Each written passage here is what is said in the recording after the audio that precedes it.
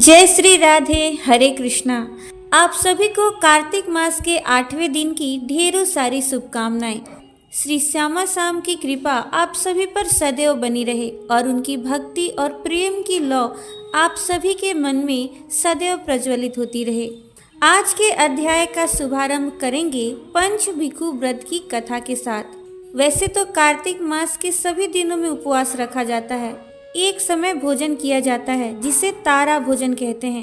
पूरे महीने में यदि आप सभी नियमों का पालन ना कर पाए या जो लोग ऐसे हैं जो कार्तिक मास के नियमों का पालन नहीं कर पाते हो, कार्तिक स्नान ना कर पाते हो, तारा भोजन नहीं कर पाते हो, क्योंकि कार्तिक के महीने में बहुत सारी वस्तुएं ऐसी होती हैं जिनका त्याग किया जाता है। पूरे महीने में अगर आप इन वस्तुओं का त्याग ना कर पाएँ तो आपको कार्तिक मास समाप्त होने के अंतिम 5 दिन यानी कि देवउठनी एकादशी से लेकर कार्तिक पूर्णिमा के दिन तक आपको कार्तिक मास के नियमों का पालन करना चाहिए। ऐसा करने से भी पूरे महीने में किए गए व्रत, उपवास और सभी नियमों के पालन का पुण्य प्राप्त हो जाता है। और इन 5 दिनों के व्रतों को कहा जाता है भीष्म पंचक व्रत, जिसके बारे में आप हमारे चैनल पर अगली वीडियो में जरूर देखिएगा। मैं भीष्म पंचक व्रत से जुड़ी हुई सारी जानकारी और जो भी नियम है उनके बारे में बता दूंगी। हो सके तो उस वीडियो को आप हमारे चैनल पर जरूर देखिएगा। अब सुनिए भीष्म पंचक यानी पंच भिक्षु व्रत की कथा। किसी गांव में एक साहूकार था। उसका एक बेटा और एक बहू थे। बहू कार्तिक माह में रोज सवेरे उठकर गंगा स्नान के लिए जाती थी। सुबह जल्दी जाते समय वो किसी भी पराये पुरुष का मुंह नहीं देखती थी। एक राजा का बेटा भी सुबह सवेरे गंगा स्नान के लिए जाता था। वो हैरान होता कि मैं इतनी जल्दी उठता हूँ स्नान के लिए, लेकिन कोई है जो मुझसे भी जल्दी उठकर नहा लेता है। कार्तिक माह के 5 दिन बचे थे कि एक दिन साहूकार की बहू स्नान करके वापस जा रही थी और उस समय राजा का बेटा स्नान करने के लिए आ रहा था। आवाज सुनकर वो जल्दी जल्दी जाने लगी, लेकिन जल्दबाजी में उसकी माला मोजड़ी वहीं छूट गई। राजा के बेटे ने उसकी माला मोजड़ी उठा ली और सोचने लगा कि जिस स्त्री की यह माला मोजड़ी इतनी सुंदर है, वो स्त्री कितनी सुंदर होगी। तब उसने पूरे गांव में घोषणा करवा दी कि ये जिसकी माला मोजड़ी है वो 5 रात मेरे पास आएगी।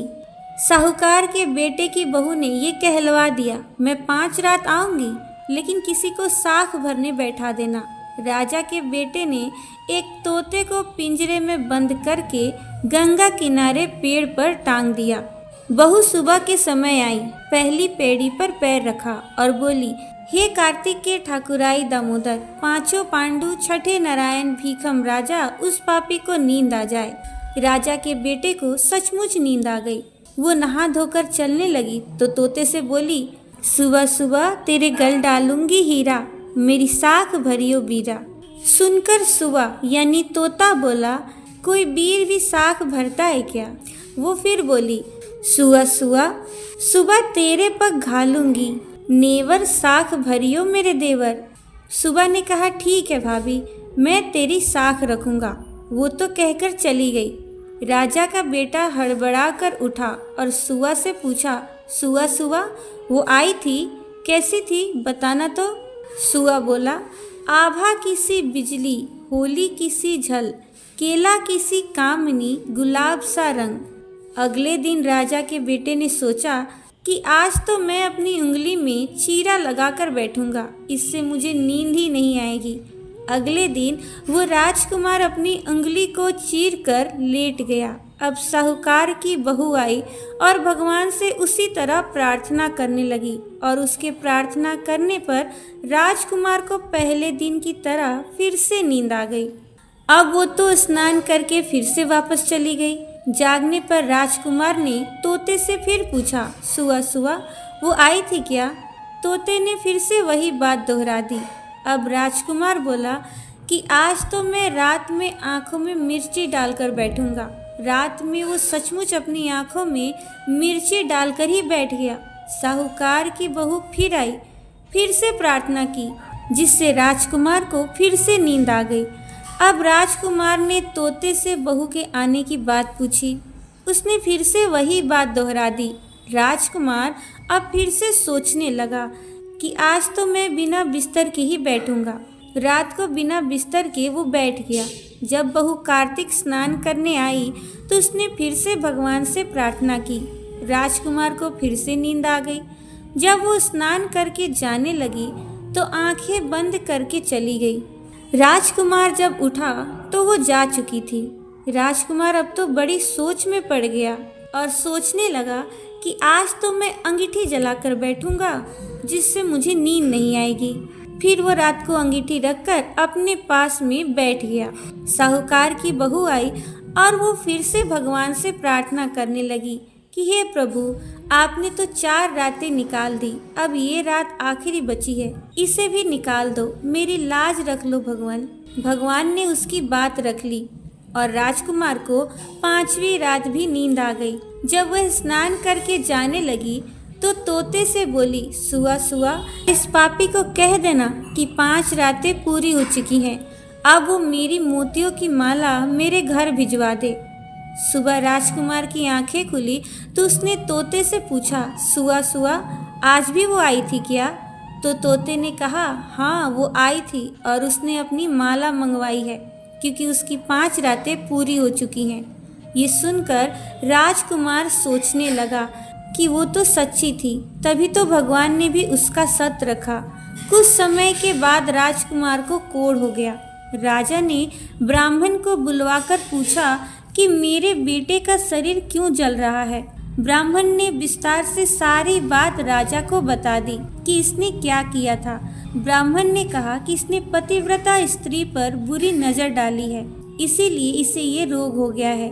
राजा ने इसके ठीक होने का कोई उपाय पूछा तो वो ब्राह्मण कहने लगा कि उस साहूकार की बहू को अगर ये अपनी धर्म बहन बना ले और रोज उसके जल से स्नान करे तब तो ये ठीक हो सकता है। राजा साहूकार की बहू की माला लेकर साहूकार के घर गया और बोला कि ये माला आपके पुत्र वधू की है, अब आप इसे ले लीजिए और कृपा करके अपनी बहू के नहाए हुए जल से मेरे बेटे को नहला दीजिए। साहूकार बोला कि मेरी बहू तो किसी पराये पुरुष का मुंह तक नहीं देखती, आप उसे इस नाली पर बिठा दीजिए। जब ऊपर वो नहाएगी तब नीचे इस नाली के पानी से आपका पुत्र स्नान कर लेगा। राजकुमार ने वैसा ही किया और कुछ समय के बाद उसका शरीर चंदन सा स्वस्थ हो गया। हे पंच भिखु देवता, जैसे आपने साहूकार की पुत्र वधू का सत रखा वैसे ही सभी की रखना। प्रेम से बोलिए श्री कृष्ण दामोदर भगवान की जय, कार्तिक मास की जय। तो कैसी लगी आपको ये कथा? कमेंट बॉक्स में जरूर बताइएगा। अब आइए प्रारंभ करते हैं हम कार्तिक मास महात्म्य के अध्याय का। इसके पहले के अध्याय में आपने जाना है कि किस प्रकार से जलंधर का वध हुआ और देवताओं के कार्य की सिद्धि के लिए देवी गौरी, देवी लक्ष्मी और सरस्वती जी ने देवताओं को 3 बीज दिए, जिन्हें बोकर 3 वृक्षों की उत्पत्ति हुई थी। अगर आप इस बारे में जानना चाहते हैं तो इससे पहले का अध्याय आप जरूर सुन लीजिएगा। अब आगे सुनिए। देवर्षि नारद के मुख से इतनी कथा सुनने के पश्चात महाराज पृथु ने फिर से उनसे विनती की कि हे महामुने, आपने कार्तिक मास में भगवान विष्णु की पूजा का महात्म्य मुझे सुनाया। इस मास में अगर किसी अन्य देवता का पूजन या व्रत होता हो तो वो भी बताइए। तब देवर्षि नारद बोले कि कार्तिक शुक्ल पूर्णिमा को विष्णु जी का व्रत, कार्तिक कृष्ण चतुर्थी को श्री गणेश जी का और अष्टमी और अमावस्या को श्री लक्ष्मी जी का व्रत रखा जाता है। जो कुंवारी कन्याएं कार्तिक मास में चतुर्थी को गणेश जी का कर्क चतुर्थी व्रत रखती हैं, उन्हें सुयोग्य वर मिलता है। अगर विवाहित स्त्री इस व्रत का पालन करे तो उसका सुहाग अटल रहता है। प्रातः काल स्नान आदि से निवृत्त होकर चंदन आदि से श्री गणेश जी का पूजन करें। फिर सायंकाल में गणेश जी का पूजन करके चंद्रमा उदय होने पर चंद्रमा को अर्घ्य दें। फिर उत्सव मनाते हुए भोजन करें। सभी विवाहित महिलाओं को, सुहागिन महिलाओं को अपने सुहाग की रक्षा करने के लिए ये व्रत अवश्य करनी चाहिए। कर्क चतुर्थी व्रत के महत्व का वर्णन करते हुए देवर्षि नारद ने कहा, हे राजा पृथु, अब मैं इस व्रत का एक इतिहास सुनाता हूँ, ध्यान पूर्वक सुनो। भद्रावती नगरी में सुधर्मा नाम का एक राजा था। उसके रविदत्त, सुशर्मा, जयशर्मा और सुशोभन नाम के 4 पुत्र और वीरमती नाम की एक कन्या थी। सुधर्मा ने अपनी कन्या का विवाह देवव्रत के साथ कर दिया था। वे दोनों प्रेम पूर्वक रहने लगे। एक दिन अचानक घर पर सांप के द्वारा काटे जाने से देवव्रत की मृत्यु हो गई।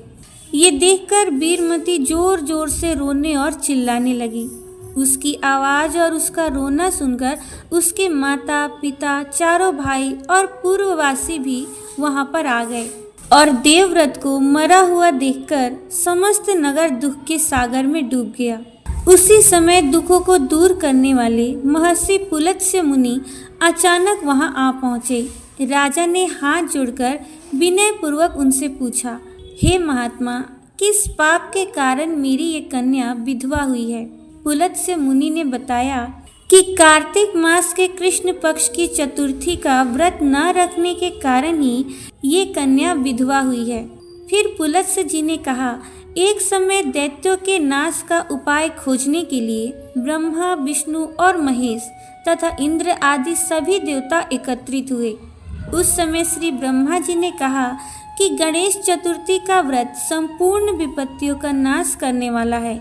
तब सब देवताओं ने कार्तिक कृष्ण चतुर्थी को व्रत रखा, जिससे दैत्यों पर विजय प्राप्त हुई। विजय होने के बाद समस्त देवताओं ने गणेश जी से कहा कि हे गणपति, वर मांगो।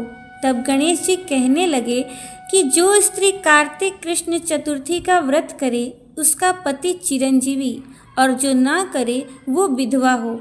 अतः समस्त स्त्रियों को ये व्रत अवश्य ही करनी चाहिए। हे राजन, तुम्हारी कन्या ने इस व्रत को नहीं किया था, इसी कारण वो विधवा हुई है। यदि अब भी ये इस व्रत को करे तो उसका मृत पति जीवित हो सकता है। ऐसा कहकर पुलत्स्य मुनि चले गए। तब राजा ने अपने जमाता का शरीर तेल में सुरक्षित रखवा दिया। इसके बाद जब कार्तिक मास आया तो उसकी कन्या ने विधिवत व्रत करके उद्यापन में ब्राह्मणों को दान दक्षिणा देकर उन्हें संतुष्ट किया, जिसके प्रभाव से उसका मृत पति पुनः जीवित हो गया। नारद जी कहते हैं, हे राजा पृथु, सौभाग्यवती स्त्रियों को अपने सुहाग की रक्षा और संतान प्राप्ति के लिए ये व्रत अवश्य करनी चाहिए। इसके आगे का वृतांत आप सभी अगले अध्याय में सुनिए। प्रेम से बोलिए श्री कार्तिक मास की जय, श्री राधा वल्लभ लाल की जय, श्री वृंदावन धाम की जय। अब सुनिए श्री तुलसी चालीसा का पाठ। श्री तुलसी चालीसा। श्री तुलसी महारानी करो विनय सिरनाय, जो मम हो संकट विकट दीजे मात नसाय। नमो नमो तुलसी महारानी, महिमा अमित न जाय बखानी। दियो विष्णु तुमको सन्माना, जग में छायो सुयस महाना। विष्णु प्रिया जय जयति भवानी, तीहु लोक की हो सुख खानी। भगवत पूजा कर जो कोई, बिना तुम्हारे सफल न होई। जिन घर तव नहीं होए निवासा, उस पर करही विष्णु नहीं बासा। करे सदा जो तव नित सुमिरन, तेहि के काज होए सब पूरन। कार्तिक मास महात्म तुम्हारा, ताको जानत सब संसारा। तव पूजन जो करे कुंवारी, पावै सुंदर वर सुकुमारी। कर जो पूजन नित प्रति नारी, सुख संपत्ति से होए सुखारी। वृद्धा नारी करे जो पूजन, मिले भक्ति होए पुलकित मन। श्रद्धा से पूजे जो कोई, भवनिधि से तर जावे सोई। कथा भागवत यज्ञ करावे, तुम बिन नहीं सफलता पावे। छायो तब प्रताप जग भारी, ध्यावत तुम ही सकल चितधारी। तुम ही मात यंत्रन तंत्रन, सकल काज सिद्धि होवे क्षण में। औषधि रूप आप हो माता, सब जग में तव यश विख्याता। देव ऋषि मुनियो तपधारी, करत सदा तव जय जयकारी। वेद पुराणन तव यश गाया, महिमा अगम पार नहीं पाया। नमो नमो जय जय सुखकार, नमो नमो जय दुख निवारिणी, नमो नमो सुख संपत्ति देनी, नमो नमो अघ काटन छेनी, नमो नमो भक्तन दुख हरनी, नमो नमो दुष्टन मद छेनी, नमो नमो भव पार उतारनी, नमो नमो परलोक सुधारनी, नमो नमो निज भक्त उबारनी, नमो नमो जन काज संवारनी, नमो नमो जय कुमति नसावनी, नमो नमो सुख उपजावनी, जयति जयति जय तुलसी माई, ध्याऊं तुमको शीस नवाई, निज जन जानी मोहि अपनाओ, बिगड़े कारज आप बनाओ, करो विनय में मात तुम्हारी, पूर्ण आशा करहु हमारी, शरण चरण कर जोरि मनाऊं, निस दिन तेरे ही गुण गाऊं, करहु मात यह अब मोह पर दाया, निर्मल होय सकल मम काया,